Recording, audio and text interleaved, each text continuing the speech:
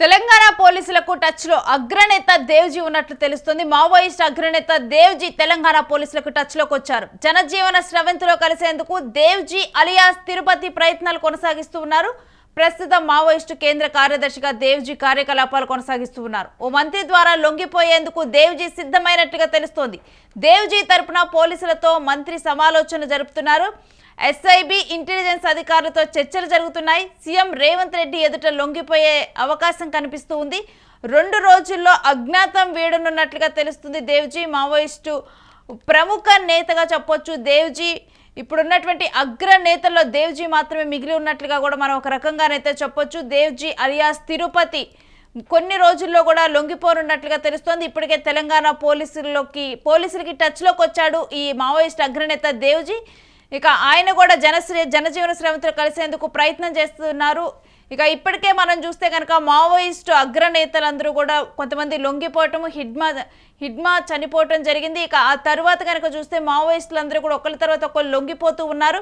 ఇక ఇప్పుడు దేవ్జీ లొంగిపోరున్నారు. ఇక దేవ్జీ లొంగుబాటుతో మావోయిస్టులందరూ కూడా అంటే తెలంగాణ మావోయిస్టు రహిత రాష్ట్రంగా మారనుందా ఏంటి అన్న డీటెయిల్స్ మా ప్రతినిధి సతీష్ అడిగి తెలుసుకుందాం లైవ్లో. సతీష్, దేవ్జీ లొంగిపోతే ఇక మావోయిస్టు రహిత రాష్ట్రంగా తెలంగాణ అవ్వబోతుందా?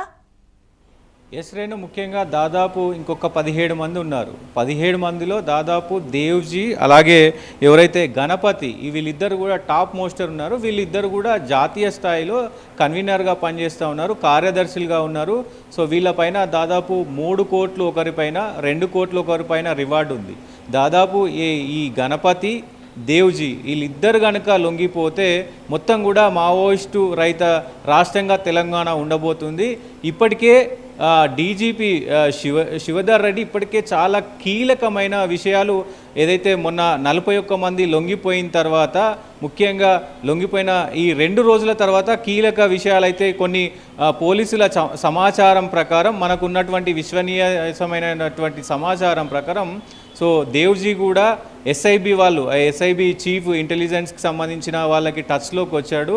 సో ఆయన కూడా లొంగిపోబోతున్నారు అనేది కూడా పెద్ద ఎత్తున చర్చనీయాంశంగా మారింది. వాళ్ళతో పాటు ఏదైతే ఈ పీపుల్స్ లిబరేషన్ కమిటీ ఉంటుందో, సో ఈ గెరిల్లా ఆర్మీ దీనికి సంబంధించి కూడా వీళ్ళందరితో పాటు దేవ్జీ అలాగే తెలంగాణలో ఉన్నటువంటి 17 మంది సో టాప్ మోస్ట్ కమాండర్స్ అలాగే టాప్ మోస్ట్ లీడర్స్ అంతా కూడా లొంగిపోబోతున్నారు. కానీ వీళ్ళు ముఖ్యమంత్రి ముంగట లొంగిపోబోతున్నారు అనేది ఒకవైపు వినబడతా ఉన్నాయి వాదనలు. డీజీపీ, ముఖ్యమంత్రి అలాగే మొత్తం కార్యవర్గం ఉంటుంది అని కూడా చెప్తా ఉన్నారు. కానీ కొన్ని కండిషన్లు పెట్టినట్టుగా తెలుస్తూ ఉంది. ఎందుకంటే వీళ్ళు జాతీయ స్థాయిలో ఇప్పుడున్న మావోయిస్ట్ పార్టీకి జాతీయ స్థాయిలో పనిచేస్తూ ఉన్నారు. సో వీళ్ళిద్దరి చేతుల్లోనే ఇప్పుడు మావోయిస్ట్ పార్టీ అంతా ఉంది. దేవ్జీ అలాగే గణపతి వీళ్ళిద్దరి చేతిలోనే ఈ మావోయిస్ట్ పార్టీ ఇప్పుడు నడుస్తుంది. వీళ్ళిద్దరు లొంగిపోతే కనుక మొత్తం కూడా దేశంలోనే ఇక మావోయిస్ట్ పార్టీ లేకుండా పోతుంది.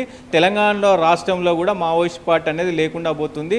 సో ఆయన కీలక వ్యాఖ్యలు ఏదైతే శివధర్ రెడ్డి చేసినటువంటి కీలక వ్యాఖ్యలు ఏవైతున్నాయో అవి మనం పరిగణనలోకి తీసుకోవాల్సింది కంపల్సరీగా. ఎందుకంటే ఆయన మాట్లాడుతూ ఏదైతే కేంద్ర ప్రభుత్వం డెడ్ లైన్ పెట్టిందో దానికంటే ముందే మరికొద్ది రోజుల్లోనే తెలంగాణ రాష్ట్రం మావోయిస్టు రహిత రాష్ట్రంగా అవతరిస్తుంది అంటూ కూడా ఆయన చెప్పకనే చెప్పారు. సో ఈ విషయాన్ని పరిగణలోకి తీసుకుంటే కనుక సో ఇప్పుడు వస్తున్న సమాచారం ప్రకారం దేవ్జీ పోలీసులకు అంటే అందుబాటులోకి వచ్చాడు. ఆయన కొన్ని కండిషన్స్ పెట్టాడు. ఆయన భద్రత విషయంలో కానీ, ఆయన ఉండడానికి వసతులు కానీ ఏదైతే, ఎందుకంటే టాప్ మోస్ట్ కమాండర్గా ఉన్నాడు, జాతీయ స్థాయిలో కార్యక్రమాలను నడిపారు కాబట్టి ఆయన పైన పెద్ద ఎత్తున నిఘా ఉంటుంది. సో పోలీసులకు చిక్కితే కనుక ఎన్కౌంటర్ చేస్తారు అనేది ఒక భయం కూడా ఉంది.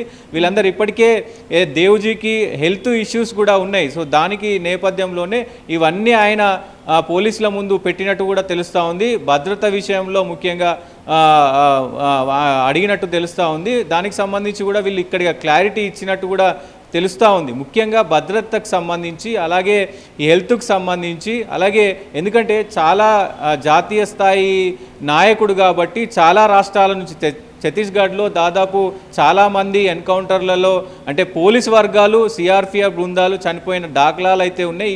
గత 25-30 సంవత్సరాల నుంచి కూడా వీళ్ళు కార్యకలాపాల్లో పాల్గొన్నారు. పెద్ద ఎత్తున దాడులకు పాల్పడ్డారు, పెద్ద ఎత్తున మారణ హోమానికి తలపెట్టారు. సో వీళ్ళందరిపైన పెద్ద పెద్ద కేసులు ఉన్నాయి, పెద్ద పెద్ద మోస్ట్ వాంటెడ్ మావోయిస్టులుగా వీళ్ళు ఉన్నారు. కాబట్టి మరి కేంద్ర ప్రభుత్వం వీళ్ళపైన ఏమైనా చర్యలు తీసుకుంటా అనే ఒక భయంతో సో ముఖ్యంగా తెలంగాణ రాష్ట్రం అయితే సేఫ్ అనేది సో వాళ్లకు దృష్టికి వచ్చినట్టు తెలుస్తుంది. మావోయిస్టులు అందరూ కూడా దాదాపు తెలంగాణలో ఉన్నటువంటి యాక్టివ్గా ఉన్నటువంటి 17 మందితో పాటు ఈ గెరిల్లా ఆర్మీ ఏదైతే ఉందో, people's liberation authority guerrilla army ఏదైతే ఉందో వాళ్ళందరు సభ్యులు కూడా లొంగిపోవడానికి సన్నాహం అవుతున్నారు. సో ఈ దాదాపు ఈ 2-3 రోజుల్లో లేదంటే ఈ వారం రోజుల్లోనే మొత్తం అందరూ కూడా లొంగిపోతున్నారు అనేది కూడా ఒక చర్చనీయాంశమైంది. సో ముఖ్యంగా డీజీపీ చెప్పిన మాటల్లో సో ఇదే తెలుస్తూ ఉంది రేణు.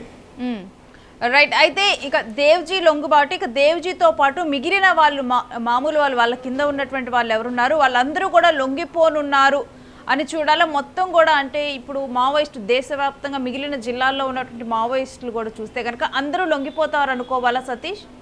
ముఖ్యంగా తెలంగాణలో తెలంగాణలో 17 మంది మావోయిస్టులు ఉన్నారు, యాక్టివ్ మావోయిస్టులు 17 మంది ఉన్నారు.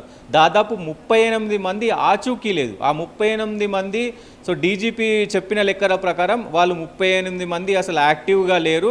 సో మరి వాళ్ళు ఎన్కౌంటర్స్లలో చనిపోయారా లేదంటే వేరే పరిస్థితుల ప్రకారం బయటికి వెళ్ళిపోయి ఎక్కడైనా జనజీవన స్రవంతిలో కలిసిపోయి అంటే పేరు మార్చుకొని బతుకుతున్నారా, ఇవన్నీ డీటెయిల్స్ అయితే ఇంకా రాలేదు.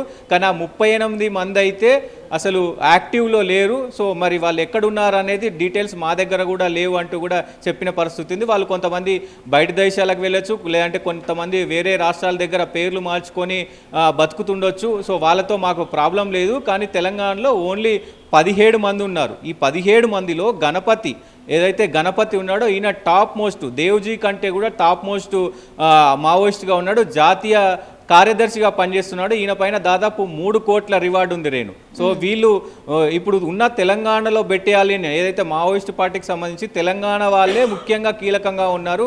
ఈ యాక్టివ్ 17 మందితో పాటు అంటే ఈ అందరూ కూడా లొంగిపోయే అవకాశం ఉన్నట్లే కనబడతా ఉంది. ఎందుకంటే అందరు ఒక్కసారిగా లొంగిపోతారు. ఎవరు గణపతి, దేవ్జీ, వాళ్ళతో పాటు ఇంకా బడే కొంతమంది కీలక నేతలు, అలాగే ఈ మావోయిస్టులో పనిచేసే కార్యవర్గం కావచ్చు, జిల్లా కమిటీ మెంబర్స్ కావచ్చు, రాష్ట్ర కమిటీ మెంబర్స్ కావచ్చు, అందరూ కూడా లొంగిపోతారనేదే వార్తలు అయితే వస్తూ ఉన్నాయి. దాదాపు ఈ వారం రోజుల్లో లొంగిపోతారు అనేది కూడా ఒక స్పష్టత అయితే రాబోతుంది రేణు. ముఖ్యంగా అందరూ లొంగిపోయే అవకాశం ఉంది ఒక్కసారిగా. Right. Stay with us Satish, మీ దగ్గర నుంచి మరింత ఇన్ఫర్మేషన్ తీసుకుంటా. తెలంగాణ పోలీసులతో అగ్రనేత దేవ్జీ, మావోయిస్ట్ అగ్రనేత దేవ్జీ టచ్లో ఉన్నారు. ఇక మావోయిస్ట్ అగ్రనేతలు కనుక మనం చూస్తే దేవ్జీకి పైన గణపతి, వీళ్ళిద్దరూ కూడా అగ్రనేతలుగా చెప్పొచ్చు ప్రస్తుతం ఉన్న వాళ్ళలో. ఇక వీళ్ళు కూడా జనజీవన స్రవంతిలో కలిసేందుకు సిద్ధమయ్యారు. ముఖ్యంగా కూడా దేవ్జీ ఒక మంత్రి ద్వారా కూడా తెలంగాణ ప్రభుత్వంతో కూడా టచ్లో ఉన్నట్టు తెలుస్తుంది. మరికొన్ని రోజుల్లో సీఎం రేవంత్ రెడ్డి ఎదుట ఆయన లొంగిపోనున్నట్లుగా తెలుస్తుంది. ఇక దేవ్జీతో పాటు మిగిలిన వాళ్ళు కూడా లొంగిపోనున్నట్లుగానే మనకి అర్థం చేసుకోవాలి.